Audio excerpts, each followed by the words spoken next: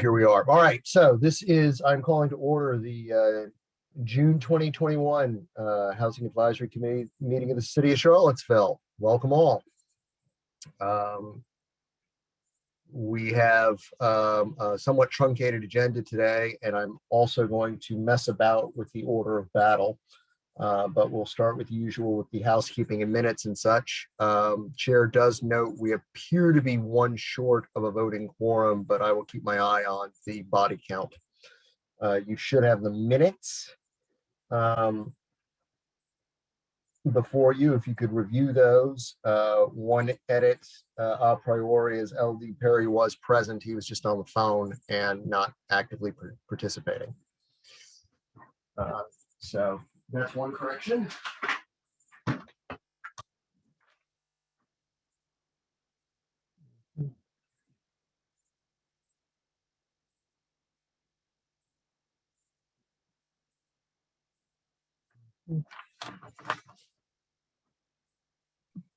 So we can't move to approve because we do not have a quorum, correct? Boy, I guess technically we can't. But we can acknowledge that we have reviewed them, and if another body shows up, we'll circle back. Let me. All right, hold on a second. I got everybody up here. Hold on.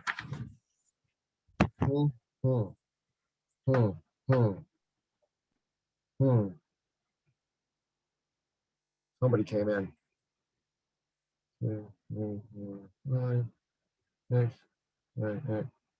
Yeah, we're still one short. So we'll put a pause on putting the approving the minutes officially. But if anybody's got any complaints to squawk about on the minutes, make them now, and we'll make notes. That being said, we can move on. So rather than move to the city update, I'd like to move to the meat of the meeting today, which is the affordable housing overlay discussion with Sunshine, because his calendar is as twisted up as the rest of ours, and he can't stay late. So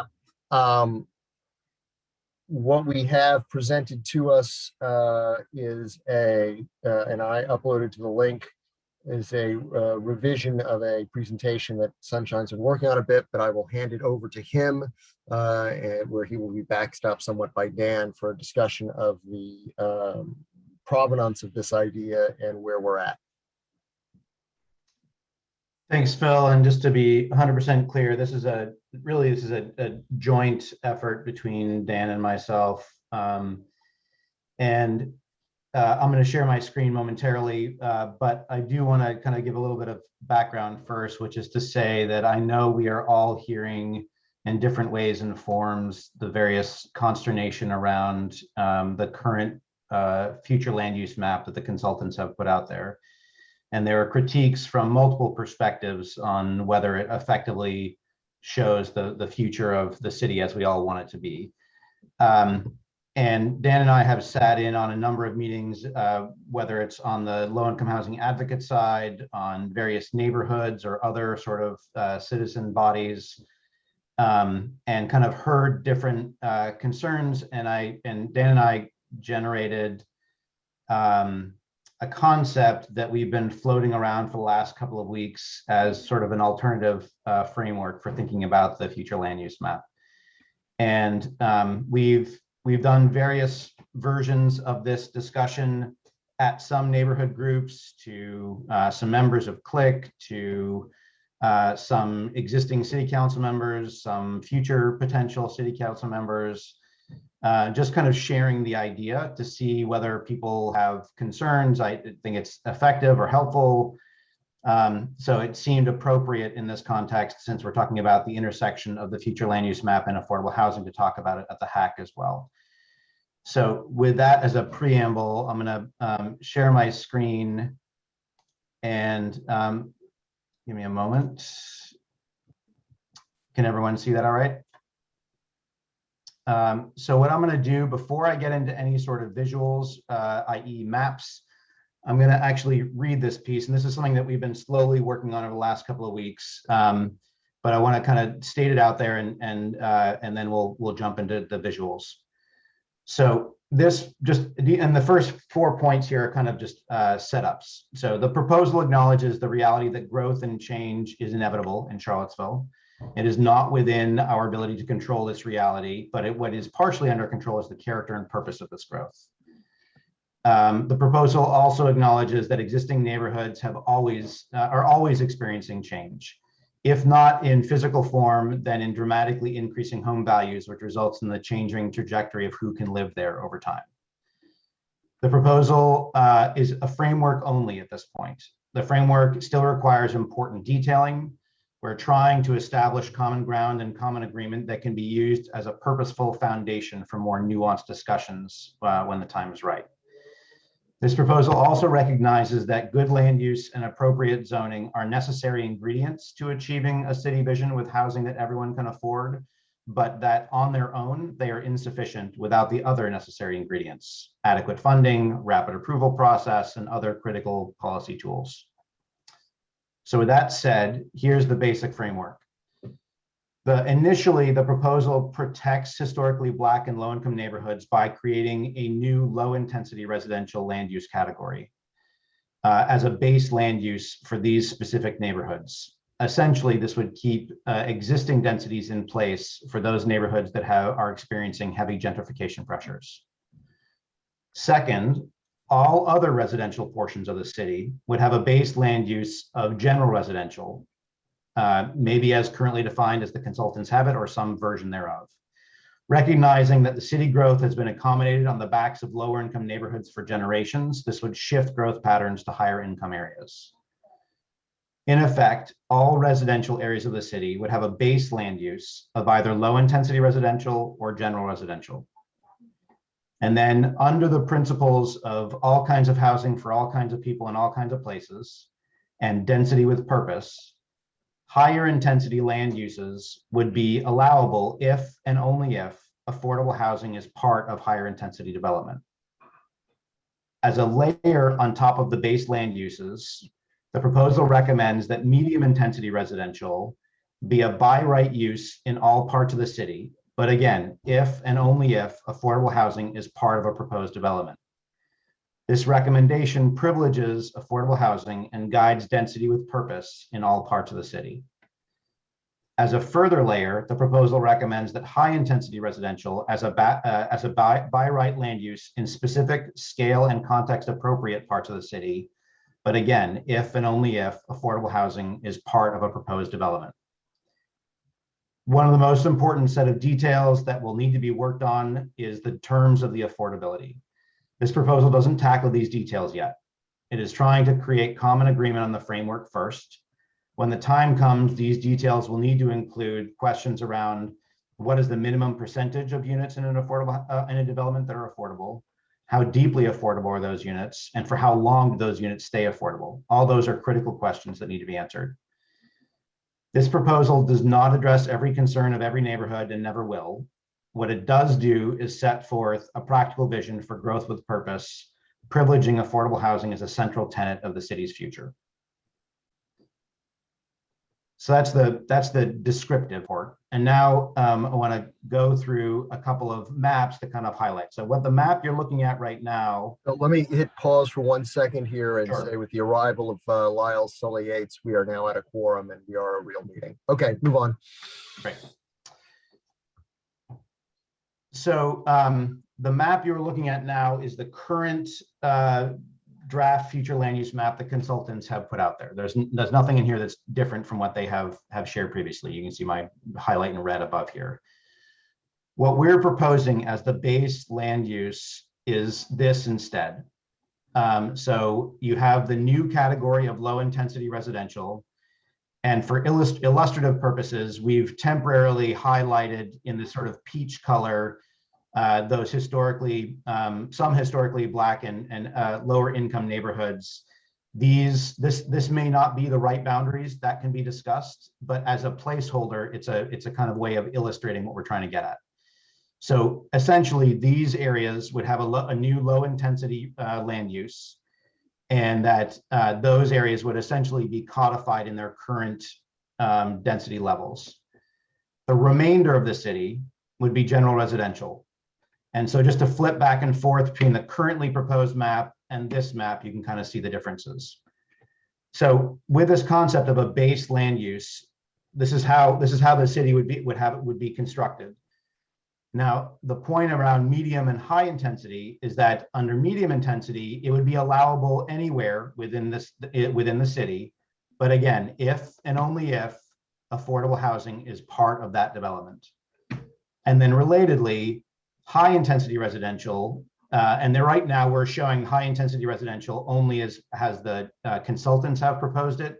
There probably is still nuance to figure out where these scale and context appropriate areas are. We're not taking a position on that quite yet, but you can see in this context, if these were the areas where high intensity were decided upon, it would be an allowable use, by right use, but again, if and only if affordable housing is provided. That's the gist of it. Dan, anything you want to kind of flesh out or add on before we jump into dialogue and questions? No, thank you, Sunshine. But just a couple of quick comments. Again, I don't want people to get too hung up on what's peach, what's not peach. We just put that over the neighborhoods that where we've heard a lot of concern from folks who've struggled to stay in their homes with gentrification pressure. So that's the 10th and Page neighborhood, parts of Star Hill, parts of Fifeville, parts of the Prospect, Orangedale neighborhood.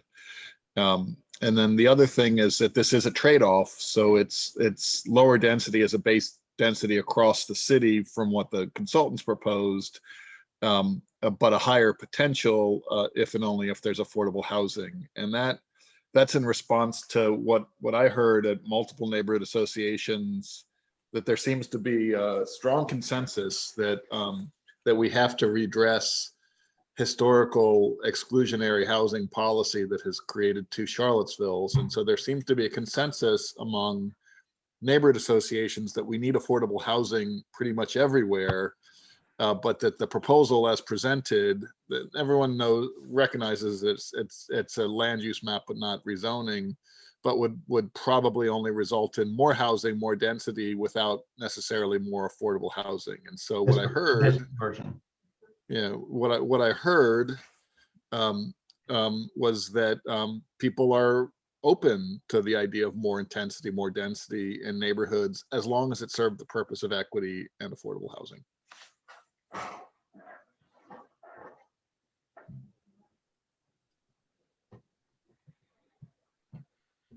So this leaves, and as Sunshine, and thank you for the presentation, as you pointed out at the beginning, this is just a framework, but in concept, it's got a certain elegance to it, and it's conveyable, and I think it's, I mean, it's straightforward in a lot of ways in how to operate. Of course, the huge question that we're going to have to, amongst the many things, assuming something like this can grow some real legs, is, all right, now let's define what affordable means. So we're sort of back there. And that, quickly becomes a very sticky, tangled issue, because there isn't really a useful, modern, working, accepted. And what are those concessions for affordable? What does that mean too? So this is one piece of a multi-dimensional puzzle here. Yeah, I would say a couple of things. One is that, and I think you said this, Phil, but that that comes next. But until and unless we get a land use map right, we'll never have affordable housing in an equitable way in Charlottesville. Okay. And so that some step like this, if not this particular step, has to happen, or we can create all the programs we want, all the landlord assistance funds, all of the subsidies, but we're actually never going to make it unless we do this, takes a step like this. Now, I think Chris, you've had your hand up. Yeah, thanks, Dan. And just, I I do appreciate it. And I think this is the direction we need to go. I have one concern only of with traditionally, let's say, the neighborhoods that are worried about gentrification by potentially, again, kind of limiting the density there. Are we also limiting the upside on wealth creation for those neighborhoods? So Chris, that's a really important point that I think all of the things, like we have to be absolutely cognizant of whatever choices and trade-offs we're moving forward on.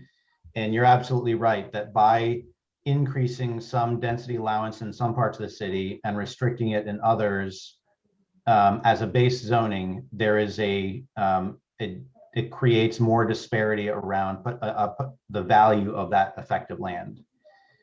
And that's a trade-off. And that the trade-off is that this map does, or what this version of the map does, is it does restrict that, but it also reduces development pressure on those neighborhoods by the fact that they can't be without the inclusion of affordable housing, it can't be redeveloped in patterns that we've been seeing for the last number of years. So it is absolutely a trade-off. And it was an attempt to sort of take what we heard from the various neighborhoods and put a framework around it.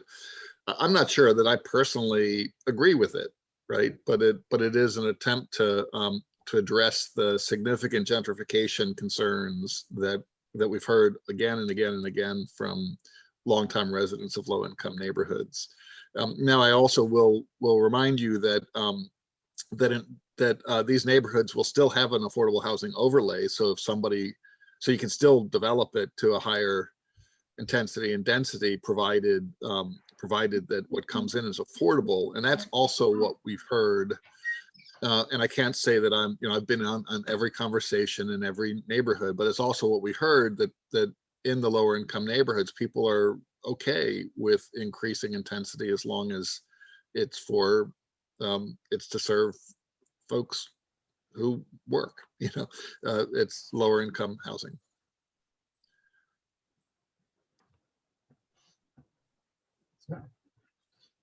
We have 28 total participants here. If you would like to step in, please just raise your hand and we'll recognize you using the raise your hand function. *9 for those of you on the phone.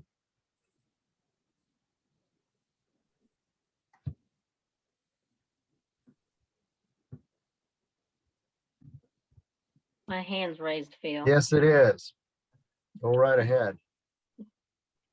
I just want to echo my concerns with Chris. I 100% understand and recognize the historical segregation that has occurred in the city, the legacy of Vinegar Hill, all of that. But I am too concerned with limiting the potential of wealth in those neighborhoods. That is a big concern for me because the wealth gap is growing and home ownership is at the level where it was in the 1960s. And I'm afraid that this is going to further hinder that growth in those particular areas. And I wonder what other alternatives that we have looked at, or Sunshine and Dan have looked at to alleviate this. I don't necessarily believe that we have to limit wealth as a trade-off. So I think that some more creative, ideal thinking, maybe, and enlarging the group in which who are participating in the brainstorming to come up with other ideas, because wealth building is vital in the African American community in low wealth areas, and I would not want that to be a trade-off. I want to voice that concern. If I could piggyback on that. The question that follows from that is, depending on what this looks like, assuming that there is a model like this that moves forward, what do we know about the likelihood and what this does to values based on the current state of research? If we're going to, there's one school of thought I think it argues, like, look, if you keep it a low density residential area, those places tend to enclave them, there's enclavature there and they tend to become valuable because they are what they are. They're low density residential areas. But do we know anything about research and modeling elsewhere? Has this been done in a way that we can sort of point to? Bill, know? well, I know one thing, and I think you are aware of it as well, considering the industries in which we work. And a lot of times in African American neighborhoods, the appraisal values of homes, we're already fighting that battle. They Yeah. already come in low. So in adding this could be another barrier. I just have concerns about limiting wealth potential and further increasing the wealth gap in these neighborhoods. I fully understand protecting them, but I think that we need to be more mindful in how we say that we're willing to trade off. Yeah, well, I So agree Lisa, with you. I guess what I'm asking is, do we know exactly what we're trading based on, have there been environments where this has been tried, where this has been done, or some segment of it has been done that we can look at? And what is it really, and do we know enough about that, about the mechanics of what happens over there?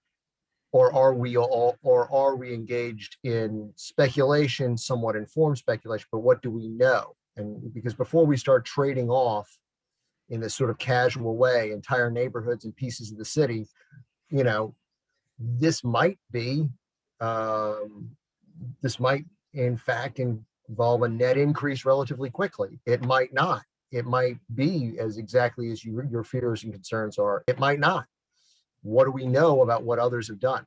Do we have anything we can sink our teeth into there, or are we just still trying to figure out what it is we think we want here? And that's just sunshine to Dan to. well, I would say a couple things. One is to address Lisa's first question, or what are the alternatives? I think the most obvious alternative is to just make that also general residential and not differentiate between the low-income communities and the rest of the community, or the rest of the residential neighborhoods. Just make the base density general residential everywhere. I think what we'd want to do is go back to the neighborhoods and see, this idea has not been particularly well vetted or talked about among property owners in 10th and Page, longtime residents of Fifeville, Orangedale. And so I think the first thing is to ask the question. I think the second thing is to do a little bit of research. And Phil, I'm not sure that there are too many models existent. They would have to be projections. And I think that's the kind of thing that we would want to involve the consultants or involve Anita Morrison to actually kind of figure out what this would in fact do to values. Because you're right. What this would mean is that these would be the only remaining lowest density neighborhoods in the city. So it actually might invite speculation where people, that is where you can build, that is the place where you're kind of guaranteed that it's going to be mostly single family detached homes. So I think you're right. I think a lot more research needs to be done. And again, as Lisa, I think the biggest switch to flip would be to simply set the base zoning equally across the city. And I could endorse either one. I'm not saying that we need to abandon it. I think the outcome is that we do further research. I understand that, and I agree that these neighborhoods need to be protected, but I also don't want them to be denied of wealth creation either. I hear you. I'm with you. So a couple of thoughts, and I don't have any clear answers, but these are just reflections, which is fundamentally, though let me say differently, I completely agree that like this idea is literally less than 2 weeks old. This, we're still in the process of putting it out there to get feedback, to get input. And ultimately this, if this is a direction that is collectively feels like it has momentum and is worth exploring, it's not going to be Dan and I and the hack doing that evaluation, doing that analysis. That's going to be for the consultants to do, because that's what they're hired to do. And it would be handed over to them, and that the outreach around that to those neighborhoods would be necessarily in their hands as well. So that's just one thing to reflect on. The other is that to your question, Phil, and you pointed at this too, Lisa, which is that I think we're in an area where no other cities have really tried to do what we're trying to do.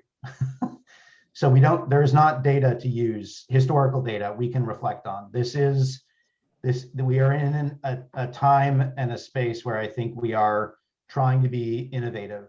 And yes, we can try to project, but inevitably it will be projection based and with the best information that we have, but it's not going to be tried and true. And then the last comment I'll make is that, well, maybe two comments, and I see that Nancy wants to make a comment here shortly as well. One is that I'm not sure, like, given the larger environment of our of our real estate economy, I'm not sure there is a perfect solution that both protects the neighborhoods and allows for the increase in wealth. Maybe there is, but it's not immediately obvious to me what that is, other than pairing whatever effort we do or whatever structure we put together on the land use and the zoning, then you pair that with initiatives like partnerships with Habitat or community land trusts or other measures where you start to embed opportunities that go beyond what land use and zoning can do. Because land use and zoning, as I mentioned in the beginning, are one piece of the tool set, but that land use and zoning can't solve everything. That has to be in parallel with other efforts. So we're not going to solve everything with land use and the resident and the zoning map, but we obviously need to make sure as best we possibly can that we are setting ourselves up for success and setting those neighborhoods up for success. And absolutely, this continues to need to be vetted and thought through. And our hope is that we create enough momentum through this conversation, through other conversations we've had, that the consultants grab onto it and start to evaluate it and help us kind of go through that evaluation process.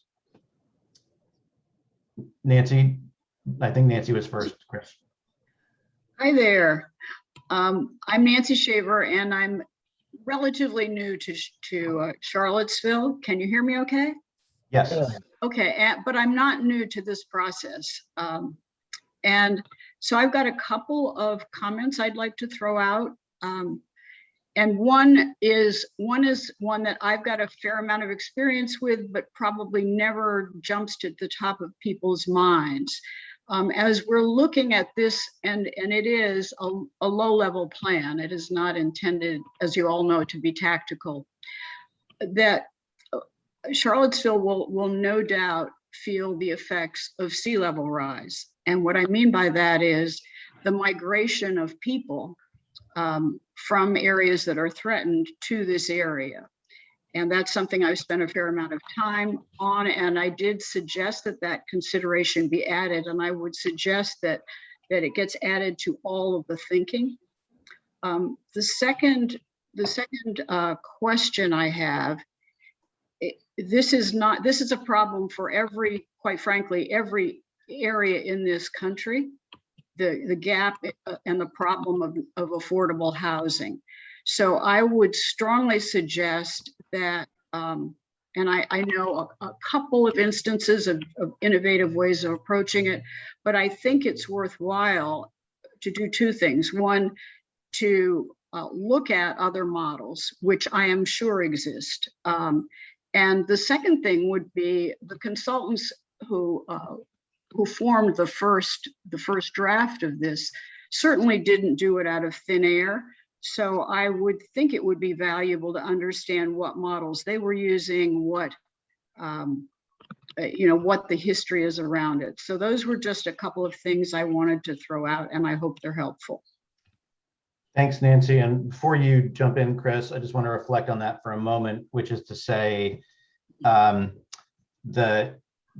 the idea that Dan and I are putting forth is based in part on the consultant's work. And I know that the consultant's work is partially based on some recent efforts in cities like Minneapolis and Portland to look at methods and ways of dismantling, historically exclusionary zoning, through large swaths of cities. And then the other thing I would share is that the other model that is recent and relatively new, like literally a year old or so, is from Cambridge, where they developed a new innovative model called 100% affordable housing overlay, which essentially overlays all their existing zoning and prioritizes affordable housing through it. And so what we are proposing is sort of a mashup of the Cambridge affordable housing overlay, the efforts of other cities like Minneapolis and Portland, and then also one other layer, which is, a year ago, we would not be having this conversation because over this last year, as a city, we have been added within the state of Virginia to be allowed to develop an affordable housing plan that includes some level of inclusionary zoning, and so what we're proposing is sort of a mashup of affordable housing overlay plus a little bit of an inclusionary zoning, i.e. if you go to higher intensities, then affordable housing has to be part of it. So there is some background to how we got to where we are now, but no doubt, we absolutely want the consultants to put their best research and thoughts into this as well, and see if there are other things to explore. Chris?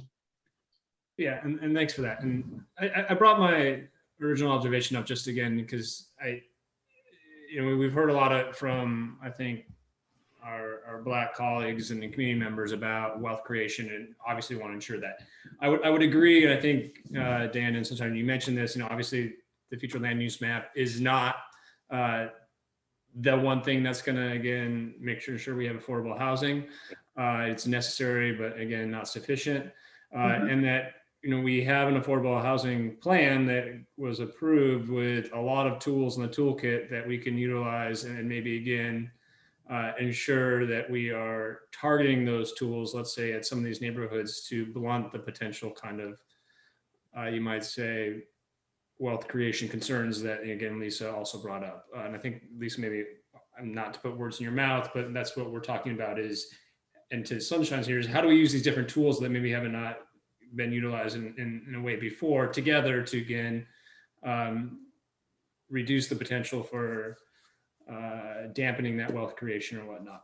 Anyways, I'll just say I am concerned about, and process-wise, I like where this is going, but I also don't want to delay this 6 months, as we've heard a call out for, and study something new, and then again something else comes on, and then we keep on studying it. And Lyle, correct me if I'm wrong, the Planning Commission has been at this for how many years? And so depends how you count. Many years. Many years, right? So I do, and Dan and Sunshine, maybe you can just enlighten us a little bit on this, but would you imagine this delaying things a long time, or we think this could be, again, I think the Planning Commission is supposed to be voting on this sooner rather than later, and that we could turn this around hopefully and have this change, thus not lose too much momentum and delaying the whole process and the zoning rewrite by months, if not years. So let me jump in, and then I actually personally have to sign off, as was mentioned earlier, and I'll kind of, Dan and Phil and others have to kind of shepherd this from there. But my 2 cents there is that, the way that this current map, I'm going to go back to it. This current map is going to be discussed at the Planning Commission meeting on the 29th. The Planning Commission, City Council, the consultants have received thousands of comments. It has been a huge surge of commentary. No matter what, those comments themselves are causing, a kind of a reevaluation of the timeline. The specific calling out for delaying 6 months, I agree with you, Chris, that time is not necessarily our friend in this particular case. At the same time, it seems pretty clear, at least this is my 2 cents from just what I've heard. This is not set in stone or anything, but my 2 cents is that it seems pretty clear that regardless of whether our proposal builds momentum or not, there is still going to be some major revision to this map based on all the commentary, one way or the other. Maybe I'm wrong, but that it seems likely. I don't know how much time that takes. That's going to be for the consultants and planning commission and others to kind of figure out. I think what we're trying to do in this amount of time that we have between now and the 29th is to build, if people feel like there is merit, to build momentum for an alternative framework that may not look, exactly, it may not look exactly like this, our version of the map, but that it informs whatever the next version of the map is. And so that's why Dan and I have been kind of going out and connecting with folks to build momentum and build awareness of this idea so that it does inform that process moving forward. How much time it takes for the planning commission, the consultants to come up with a new version of the map based on all the comments they've heard, including this, I don't know. But I do have to leave. My apologies. I'm going to stop sharing because it's coming off of my screen. But it's on the drive, so I think somebody else can share the map if necessary. But Yes, sir. thanks everyone for your time. Wait a minute, before you jump off, I want to suspend this conversation since we have a quorum for the moment. Chair will entertain any motion regarding item 1, the minutes at this time. I move to approve the minutes as With the presented, amendment. with the edit, yes. Thank you. Is there a second? Second. Any discussion? Any objection to approving them? All right, thank you. Thank you, Sunshine. Needed you there. I should point out, Phil, that even if we were to take a vote, we have established quorum. So even though we've lost quorum, we still could take a vote. Although I don't necessarily think we're going to take a vote. Right. I would add just a couple of things to what Sunshine said in response to Chris's question. One is that I do think a little bit of a slowdown is a little bit of an inevitable, and given, and I hope it's not 6 months. I hope it's not even 2 months, but I've heard loudly and clearly from neighborhood associations that weren't as involved in this during COVID as those of us who are every day involved in housing policy, that it kind of blindsided people, and it's a fairly major change. And so I do think some delay is inevitable, but again, I hope it's not very, very long. The other things we've heard consistently is that people don't want density for density's sake, that people really honestly feel like we have to proactively and affirmatively further fair housing, so create affordable housing opportunities in every neighborhood, full stop. I haven't heard a single person in any neighborhood association say that we ought not be furthering that. But when people, and whether people, how deeply people mean it in their heart or not, it's not for me to say, but that is what the spoken consensus is in this town. But what people have said is no density for density's sake. What they don't want is to sacrifice the character of their neighborhoods if what they result in is more expensive housing, just more of it, and it doesn't actually soften the upward pressure on affordability, and doesn't help the people that we want to help. And then the last thing we've heard as we've started talking to neighborhood associations about this is that want to be careful that there probably needs to be a little bit more gradation in the plan, that people probably aren't totally excited about an overlay that overlays the whole thing. So it probably what will need to be developed are maybe a couple more colors or a little bit more fine tuning about where medium intensity is appropriate, where it's adjacent to walkable amenities, bus stops, etc. And so I do think that to get the land use plan right, it is actually going to take a little bit of time. The Planning Commission could endorse the idea when they meet later this month of a 100% overlay, and continue to work on the details. And my hope would be that we would keep momentum, that there could be some consensus formed around this general idea, but that we could keep momentum going toward adopting an updated future land use map.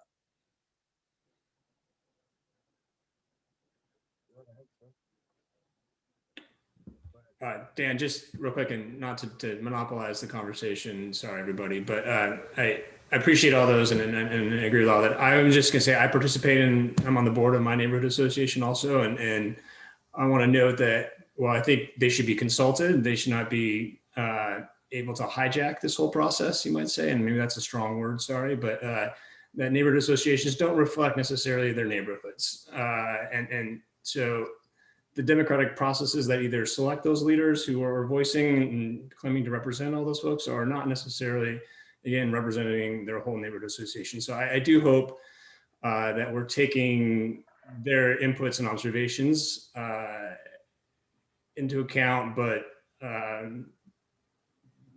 would you want to say, weighing, what they actually represent appropriately. Thanks. So I think so. Part of that, Chris, is I think it's important to articulate the big why. I saw a shift when I spoke to members of my neighborhood association when some of the things that we housers kind of understand in terms of the way things are, why things are the way they are, aren't necessarily obvious to other folks. And so, I mean, one of the things, I live in a historically exclusionist neighborhood in North Downtown, and one of the things that was really striking to me on the day that I purchased, the day that I sat down to close on my house, is I looked at the deed, and there was a no blacks, no Jews deed restriction on when my house was first sold.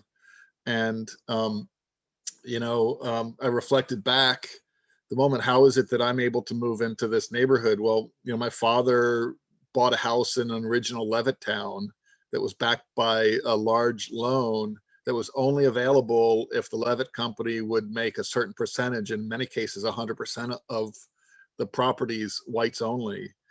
And my dad worked hard, he saved a lot of money, and he had equity in his home, so that when I went to move up and move into my neighborhood, he was able to make me a bridge loan because he had equity that was backed by an FHA loan that was only available to white people. And I realized I would never have gotten into my neighborhood had I not had those structural opportunities. And I think when people understand that, and this is why Charlottesville is laid out the way it is, that our zoning primarily followed the patterns that were already there, that were already calcified by policies like the FHA exclusionary policies that produce deed restrictions, neighborhood by neighborhood, lot by lot, then I think people are a little bit more open to it. But I think it's really important and incumbent upon us housers, public officials, members of the Planning Commission to be able to address the big why, because that for me is the big why. It's not change for change's sake. It's change to address a history of exclusion that has created so many challenges in this city. And Dan, real quick, I agree with you. I think neighborhood associations should be utilized to share information and educate neighborhoods. I just don't think we need to assume that they are representative of their complete neighborhood, and thus with their policy ideas or demands or changes necessarily, again, they should be weighed accordingly. Thanks. I hear you.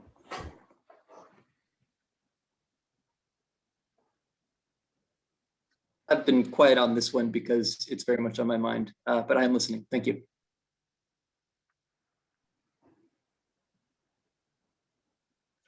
So I do want to say before you start, Phil, I do want to say that I do appreciate Dan and Sunshine for taking the initiative to do this, and also for being the first map that showed the original segregated areas, because that has been a concern for me, because if we always see that, then we're always reminded of where we are, where we have been, and how far we've come when we decide to make these development moves and decisions. So I do appreciate that, Dan. You heard my call on that. Counselor? And likewise, appreciate the conversation this is able to generate. The timeline came up. That specific number is we're closing in on 5 years since this process first began.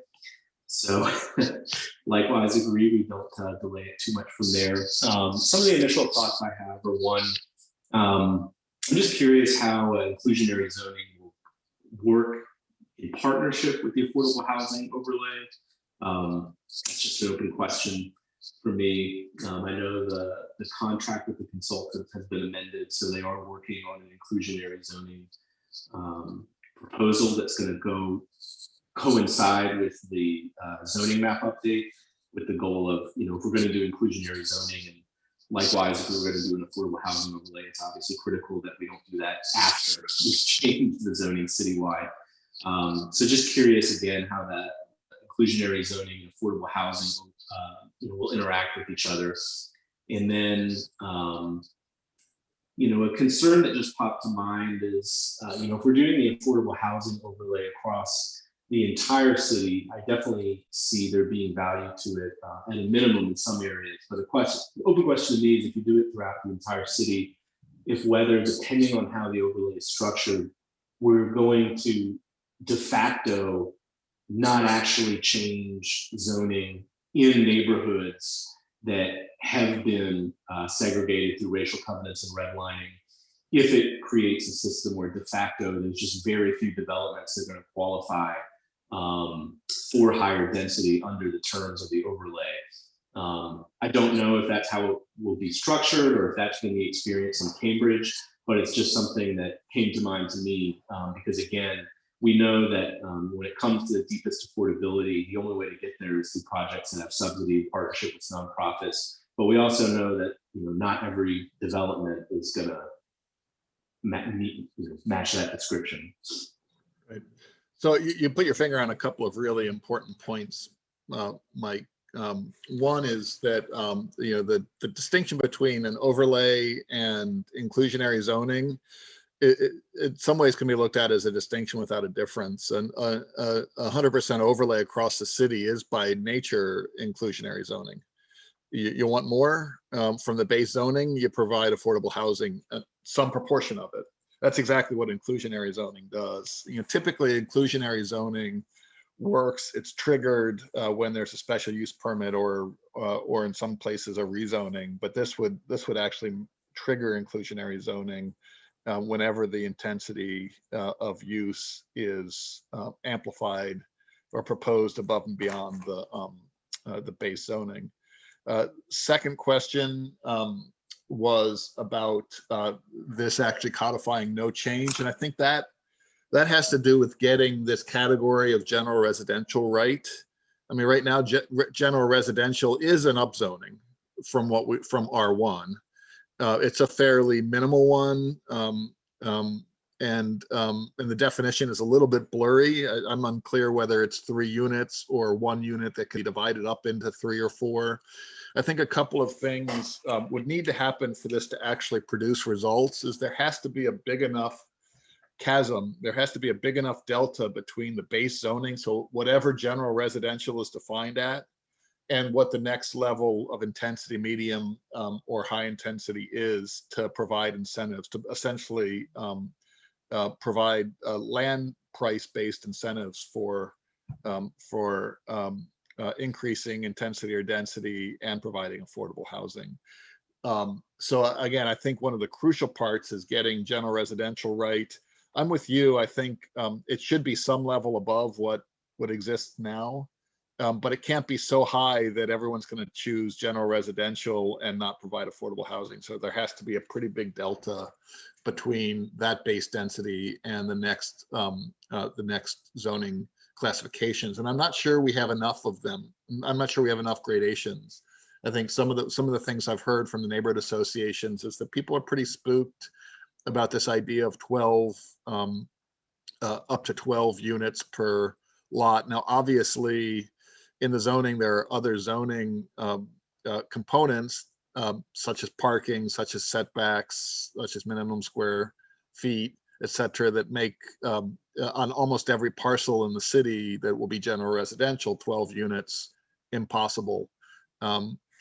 But it may be that that as we look at the map, that there are more gradations so that in more appropriate places, we can get those kinds of transects that start from areas of highest intensity and work their way down into lower intensity areas. Does that make sense, Mike? Yeah, and I think I think more gradations do make sense. I don't know if I'm sure the zoning map, once we get to that piece of it, we'll get into that more specifically, because it really is a street by street thing in terms of what it's going to look like and mean. And likewise, the zoning will obviously get into the other incentives like parking requirements, setbacks, etc. But no, that makes sense. Yeah, and I think, from a planner's perspective, just overlaying the whole thing and keeping it simple and the land use map makes sense. But I have heard from a lot of people that there's a lot of concern that if the land use map says 100% overlay to medium intensity, then there isn't an opportunity to direct growth into appropriate places so that the form is what we want. So, I mean, that's for you as a counselor to decide whether you wanted to take that leap or you wanted to spend a little bit more time on the front end creating the gradations in the draft land use map. I think that's a question for you, not for me. So playing the role of timekeeper here, we're creeping up on 1 o'clock. We've been at this discussion for about 50 minutes. My question for the panel in general and somewhat directed towards Councilor Payne and the man of many vices, Lyle, would be 2 vices anyway, that would be sort of next steps for this thing. And are we looking at June 29th as our next turning point here? And what do we want to do with what we have? And what's next? Well, I'm guessing that we can't meet it, that there's probably no time for us to meet again between now and the planning commission meeting. Is that right, Phil? Well, we can probably squeeze something if the purpose is to put together a subcommittee to put together tighten up this presentation for the planning commission. I don't know if we can. I mean, we have theoretically time to notice and do the meeting. The question is, do we have the bandwidth to do it? And the answer to that is no, we don't. So can we force ourselves to have the bandwidth to do it? Yeah. Well, the question is to what end. So I'm not against it, and I will find time and make time to be part of it. One potential outcome of this meeting, again, because we have established a quorum, is if there is consensus among the group, not about the plan, but about the idea that the HAC wants the planning commission to take up the idea of a 100% affordable housing overlay. That may be enough. Lyle, what do you think about that? So many things. I think of the housing overlay as a zoning solution. I think that we can talk about that in the comp plan, but that's really into the zoning. Personally, I like it a lot. I don't know that everyone on the planning commission will feel the same way. As far as making large changes to the future land use map, I expect there will be some changes. I personally don't have a huge appetite for major changes to really push things back. But again, I don't know where others stand on that. And I guess from my perspective, the idea seems to make sense to me in terms of an overlay and address, a lot of concerns the community had while still moving forward with density increases and promoting affordability. I think I would agree with Lyle that it seems to me like in terms of where the rubber meets the road, that's really the zoning map changes. And that's practically what is actually going to matter.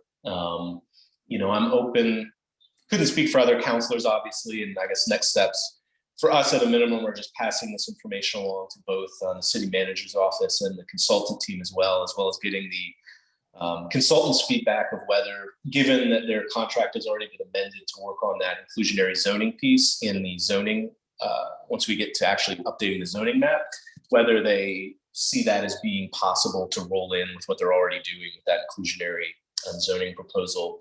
And I'm, when it comes to the land use map, guess my thought is, I'm open to, leaving a little bit of time to try to get a better product, but I'm very wary of a long delay and just the dynamic that can introduce, because we've already seen in this process, how we're pushing up on 5 years. And I think it's just easy to delay and not get any product. Yeah. Yeah. I have some insight on sort of procedure. The Planning Commission work session on this topic this month, we'll be discussing this issue, but cannot recommend anything forward. We can take a vote, but it won't be a proper public hearing. The first chance for a proper public hearing to move it forward will be the regular Planning Commission meeting next month. When is Doesn't mean it's that? happening. Sorry. Can you bracket those dates a little better for me? I think that would be the 13th, July 13th, I think. So the 29th is not, the 29th is a work session. Correct. So Phil, in terms of procedure moving forward, I think I maybe would recommend this as something like an endorsement from the HAC members present, an endorsement to the chair of the Planning Commission that that some subcommittee or some representatives of the HAC be invited to present this idea at their next meeting. Great. So is that a rough cut of a motion? Yeah, I mean, I'd rather somebody else make the motion, given that I'll likely be one of the ones who's deputized to present. Okay. I so move what Dan said. Second. Right. Any discussion of that? Mr. Chair, I just wanna, if you don't mind, I just wanna add something, the Planning Commission meeting on 29th is for a couple of hours. So they will be going through the comments received from the public. So I will recommend if you guys can compile something in the form of comment or response or endorsement and send it to them, just in case there is no time, after they finish their deliberation, for you guys to do the presentation. That's just a suggestion. Thank you, sir. Well, I would suggest changing your motion, Phil, to making that recommendation and sending over Sunshine's presentation that he With the cover, yes. Yep. All right, so revising the motion to request the Planning Commission that the HAC examine this issue further, make a presentation at the next meeting for that purpose, and that we send over a summary of Sunshine's presentation with a cover for that for the work session. That's the amended. Michael, are you still a second on that? Second. All right. Any further discussion of that? It does look like we have one hand raised. I've noticed that. That was my next question. Mr. Sciappa, are you on this point, sir? Yeah, it does have to do with next step for you guys. It's been very interesting presentation. Appreciate your allowing the public to dial in and listen. I like the idea of an overlay that makes it clear how much the current use could change if affordable housing is included, an inclusionary overlay. But the idea of 100% seems to me like it's never going to fly. It will just trigger opposition all over the city. So why not, as I think Dan was suggesting, basically have two maps, a base map where you can build by right in much the way that Dan's map showed, and then an overlay map, which shows that in certain areas you can build up to these higher levels of density if you include affordable housing. So I think that might be what you're talking about, but when you use the phrase 100% affordable housing overlay, it makes it sound like you could have a 5-story building, multi-unit housing, affordable housing on any lot in the city if somebody comes up with that proposal. And maybe that is what you mean, but I think, you know, there are other things that you want to do in your city planning besides this issue, and that has to do with putting things in locations where they're convenient, building in elements of predictability for other people who live in the area and start businesses in the area. And you can do that if you have 2 versions of the map, one with affordable housing overlay and one with base conditions. Thank you. That's it. Thank you, sir. All right. Any further discussion on the panel on the motion before us? All in favor? Aye, fingers in the air, whatever. Aye. Any opposed? So voted be. Yeah, one more ask. Yes, sir. If what you send to the planning commission, if you can copy it to the consultant as well, that would be appreciated. Absolutely. All right, thank you. All right. Okay, so I guess we have next steps for that. We may want to plan a little bit about, we've got essentially 2 weeks, a little under 2 weeks to sort of collect that, perhaps some sort of brief subcommittee meeting to solidify, but otherwise comments to Dan and to Sunshine in the meantime. All right. If we could, I'd like to, at this point, move this aside. I think we've had a very good discussion. Thank you, Dan. Thank you, Sunshine and Absentia. Thank you, the rest of you, for your input. And then flip back to the city update. If we can have, if there's anything of note to report on our programs in place. Chair, sorry, real quick. Yeah. Related to the previous topic, but not necessarily the future land use map. LEAP is concerned regarding the comprehensive plan about the expansion of the Charlottesville gas into more hands, and when considering the climate action plan and the climate goals the city has. And so I just wanted the Housing Advisory Committee to be aware that it's contradictory in that specific chapter, which is on facilities and services and goal 11.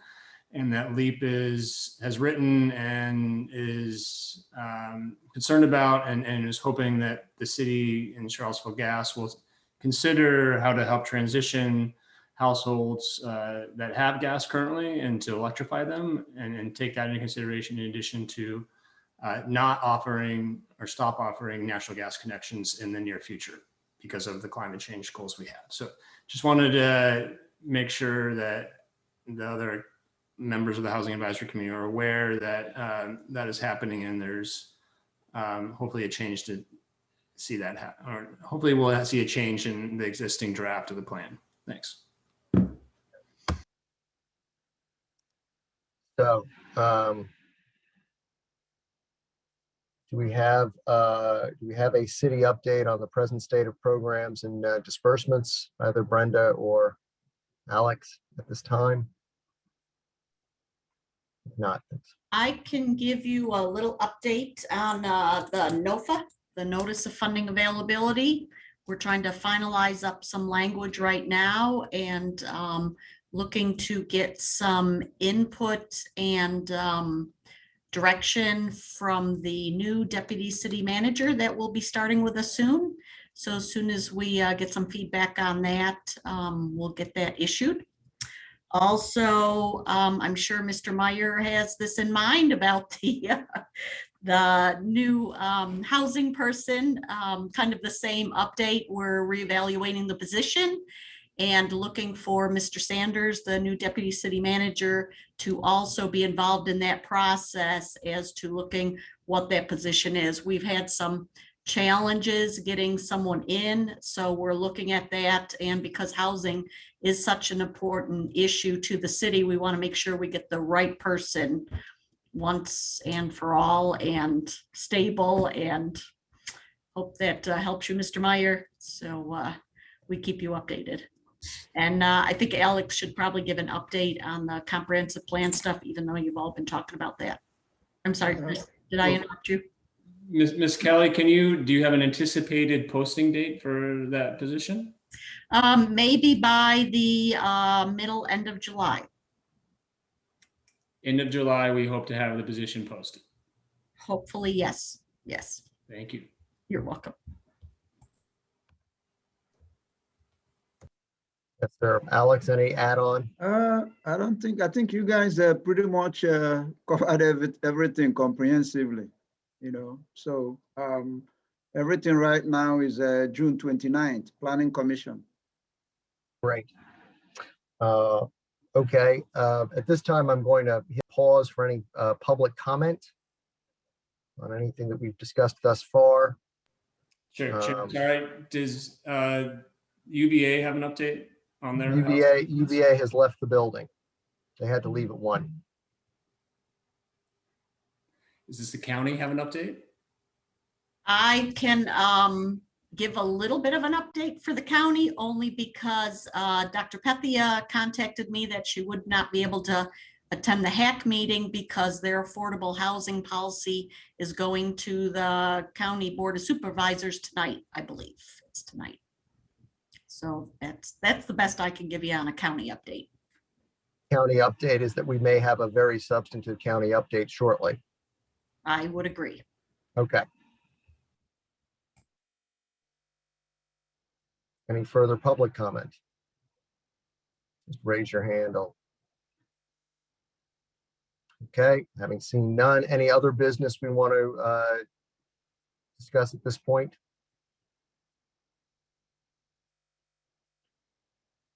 Right, to summarize, immediate comments on map to Dan and Sunshine. We look to have some sort of, maybe a subcommittee meeting, maybe just a round robin of edits for the presentation for the 29th to be determined. Any other discussion there? Okay. Anything else? Chair will entertain motions or other business. Sure, I move to end the meeting. Yes, sir. Anybody want to second There's a that? motion on the floor. Could we find a second? I can second that. Excellent. Juan Diego was up too. All right. There's a motion to adjourn. Any discussion? All in favor? All right. We are out of here. All right. Thank you very much. Very productive discussion. Appreciate all your participation. Thank you, Brenda. Thank you, Aaron. Thank you. Take care.